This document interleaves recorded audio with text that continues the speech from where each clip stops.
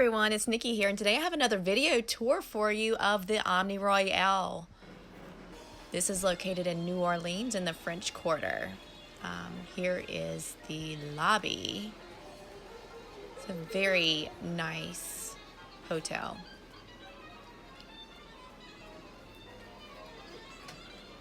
There's several restaurants here and a few bars.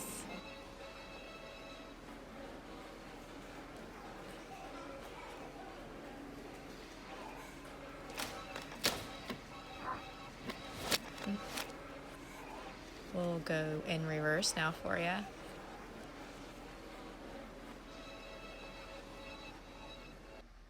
Also, it has a really awesome rooftop pool. So here's the pool. This is early in the morning. Beautiful view of the sunrise. There's the gym. There's a bar here. You can also bring your own alcohol. Beautiful sunrise for you guys. All right, here is the room. This is room 668. They do have balcony rooms. We didn't get that. This was a cheaper room. It was still very nice. You know, when you're in New Orleans, you're usually not in your room much anyways. I don't know, maybe you are, but we weren't. We like to tour, so nice shower here for you. Clean.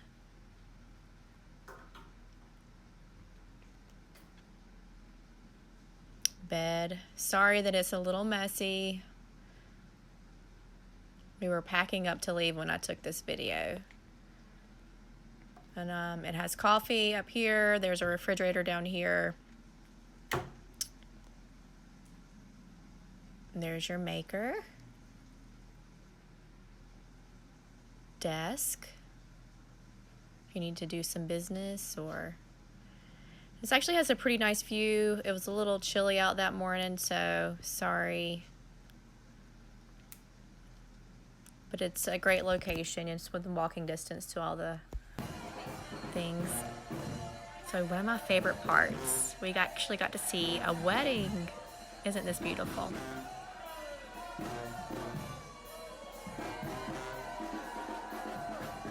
Happy groom and wife, the wedding party.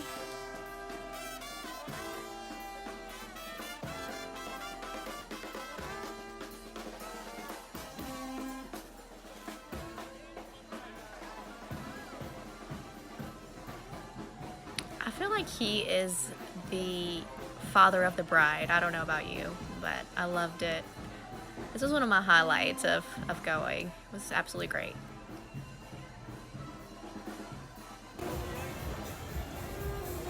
A little quick overview of the French Quarter. Some music.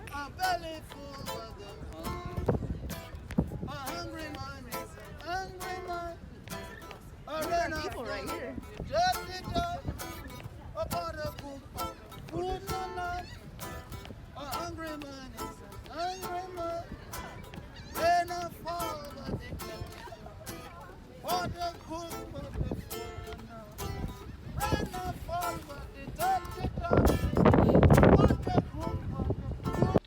And of course the food. This was at Mr. B's Bistro. That was delicious. And here's Hotel Montalone's Carousel Bar, which it moves. It's very popular. You do have to stand in line to get there. I would recommend just to sit in the restaurant and watch it go. Bloody Mary's Haunted Tour was next. But the fire 78, the church had burned down. That fire was barreling down on this convent. They had brought a small statue with them. They called her Sweetheart, the Virgin Mary holding the baby Jesus. Sister Francis saved her from holy destruction. They put a little Sweetheart statue in one of those windows up there and started to pray. All of a sudden, the wind blows down the street, pushing that fire up, over, and away from the Ursuline Convent, making the Ursuline Convent the only style of French architecture left in the entire Mississippi River Valley. Garden in the front, house in the back. That's the way the French did. Look. Hey, how's it going? Look, everything else was built up to the sidewalk. Spanish design. Let's get back a little bit so you can come in front of us. Thank you. So, the Spanish design. But long before all this, when Bienbo was here, the father of our city, no one wanted to come here, and Louis XIV had died, leaving Louis XV in charge, and they don't let little boys run France. I don't know why. So his uncle, the Duke of Orleans, Philip, he was actually the regent. And no one wanted to come here. Why would you leave Paris to come here to a shithole, right? So he ended the Bastille and said, the men over here. Now, I don't care. As much as I wish it was true, you cannot have men. Come on through. You cannot have men just for a city, right? It doesn't work that way. Biologically, it is impossible.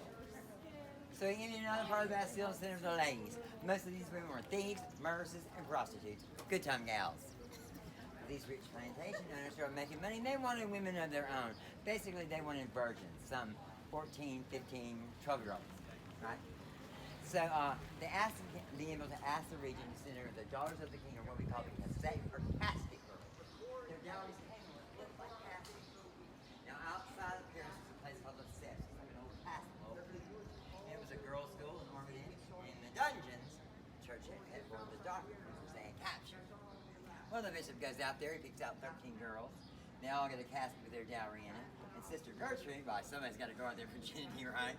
She gets a casket as well. And Gertrude's casket is a vampire. Her job between France and New Orleans, in the middle of the Atlantic, was to shove her coffin with a vampire in the vampire. Well, they all get on the ship without a hitch, and Gertrude notices something about these girls. They're young, they're beautiful, they're going to have great lives. And in their caskets are dowries of clothing and jewelry and shoes. And what do I have in mind? Death! That green-eyed monster we call jealousy started to grow in Gertrude. And one night, she took her casket to the vampire, slipped it with the girls, and locked them in. Slowly, as they crossed the Atlantic, these girls started to look younger, more beautiful than they ever had before. They started having a strange aversion to sunlight. People started disappearing off the ship. Where the hell were they going? They were in the middle of the Atlantic. And the cannons roared, the ship pulled up. We knew these girls were coming. We ran down there to the riverbank to see, girls with powder wigs and feathers in their hair and dancing. What did we get? All of these caskets coming off the ship and being put on the riverbank. The nuns come out of the convent. The river's only a block away. They go down, pick up the caskets, and put them on the third floor. See those windows up there? We call them dormers. And they summoned the bishop. And the bishop came down here to examine these vampire maidens, and he realized that it was not their fault. Gertrude's jealousy that caused the problem. And out of pity, he took 13 silver nails and blessed them and put them in the shape of a cross, each of those dormers up there. If you come down here at noon, when the sun has reached its zenith, you will see the silver nails still nailed in those dormers. Now, Papa Laveau predicted while we're here in the city. So spirits go their way, let's go ours. Aye, Bobo. And aye, Bobo, in Haitian Creole means amen. Now after that, she may give me the signal to kill the chicken. I'll slit the throat of the chicken, the blood goes onto the bebe, charging it. The carcass of the chicken gets back to the kitchen. We pluck it, cook it, and eat it at the end of the ceremony. Nothing goes to waste in Haitian Voodoo. And when the drums start to play, we start dancing around a center pole called the Potomaton. We do a dance called the Yon Malou. See if I can get my groove on here real quick, folks. It's something like this. It's like a snake dance. Terrible at it. As the drums beat faster and faster, we move our feet to the beat of the drums. Faster and faster and faster. And all of a sudden the room will become electrified with energy. They'll sing, they'll sway, they'll dance, and then BAM! Someone will become mounted or possessed by the Loa. Now, Voodoo is the only religion that I know of where possession is actually a good thing. They go through the back of your neck, and your soul goes into a small pot called a potat. And that's where they keep your soul. While your body is under their influence, you are speaking a language you do not know. You make glass or fire, proving that you are the spirit. Then you fall into what we call the white darkness. The white darkness is like waking up from an alcoholic blackout. You don't remember anything you said or did, and your head hurts just a little bit. You've literally been lodged inside of your head. For those of us who have been possessed by the Loa, we call it a blessing, a benediction. We call us horses or mounts. The old Haitian proverb goes, great gods cannot ride small horses.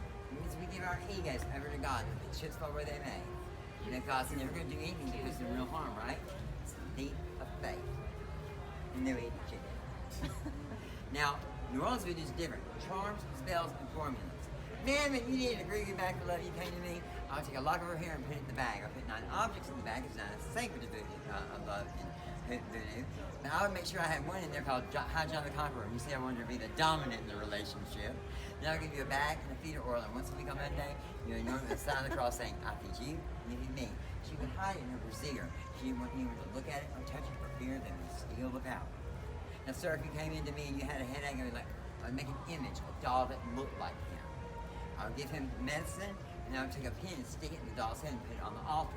When he came back and said, oh, my headache's gone, I would take the doll, pull the pin out, and stick it in a drawer. It's your medical record. People couldn't read or write. Now, I have not forgotten about you gentlemen. If y'all were looking for some ladies, I would give you a raccoon penis bone, a coon doll. You would take that, put your spirit on it, wrap it in a red cloth, and carry it with you, and then chicks would find your system. Charm, spells, and formulas. Marie Laveau was born in 1801 when Baba P. Antoine looked down into her deep almond eyes and knew that she was special. She was the very first after descending her to be baptized in that cathedral. Jacques Harris came here to marry her when she was 15. He gave her mating. They were the first couple of after descending her to be wed in the state cathedral. The church loved her. She was an Uber Catholic to Mass every day. At the end of Mass, she would go around where the parish prison was. She would pray for the prisoners, give them food or remedies. Sometimes she had the power to secure their release. She was smart. Educated by the Ursuline nuns, a free woman poet. Now, Jean runs over in the first year of marriage, not knowing what happens to this guy. He literally falls off the historic record. So she goes into a passage or a common law marriage with a man named Christopher Glapion. She was of African descent, he was white, so legally they could not be married, although Father P. Antoine did do a ceremony with them at the church. Now then straight down there, at 1022 St. Anne, the house is still there. What year was that? I'm not quite sure. It was in 1800s. Okay. You know, I think she was 20 at the time. They lived on one side, and their 15 kids lived on the other. They were not all hers. She only had $2, both named Marie, all Catholics named their daughters Marie after the Virgin Mary, right? Now, men would line up outside that Creole college, get this knowledge from the other side, this come in and say, hey, Marie, is my ship going to sink? The spirits say no. He came back and said, it's not you anger the spirits, get out! The only time when she did her bidding, she did it at Bayou St. John, wake crying eyes. Having gone down there, we would hear the rada drums playing and pull back the blind, and there would be Laveau dancing with her albino snake she called La Grande Zombie, the supreme god of Voodoo. She would become possessed by the Laveau and heal people and tell people's future, and she would fall into that white darkness and they would carry her off. She almost died down there one time, a squall came up and almost drowned. Now, this woman died in 1881, excuse me. She died in 1881. The city shut down for her funeral. High Bourgeois called that carriageway all the way out to St. Louis #1 to see their Queen Mary. The New York Times picked up the story and put it on their front page. Voodoo Queen dies! Later on that year, in the dark, in the mist of the war, they started to see what it looked like the boat wandering through the French Quarter. Had she returned? It was on to Bayou St. John, on All St. John's Eve. That is the highest holy day for all New Orleans voodooists. Riding in a pirogue down the bayou with a crown of candles on her head, Marie Laveau born again. Not really, it was their daughter Philomena, who looked just like her mama down with the birthmark on her chin. Now times had changed, and Philomena was a savvy-ass Catholic. So she gathered her mother's spells and formula and went right there. That voodoo shop, the house of Marie Laveau, has always been a voodoo shop. That is the Here was a nice little jazz bar we found.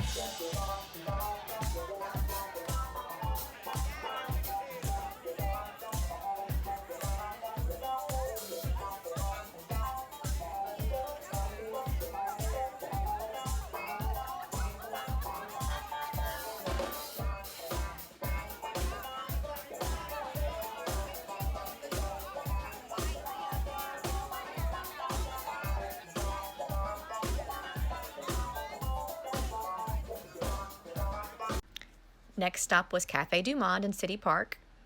Gotta try the beignets. And City Park is absolutely gorgeous. I would highly recommend stopping here. And then the Ruby Slipper, of course, for breakfast. So we had the French toast bites and the trifecta, which is, there we go. All right, you guys. Well, I hope you enjoy. That's all I had for you. Please be sure to subscribe, like. I'm also located on Facebook as well as Instagram.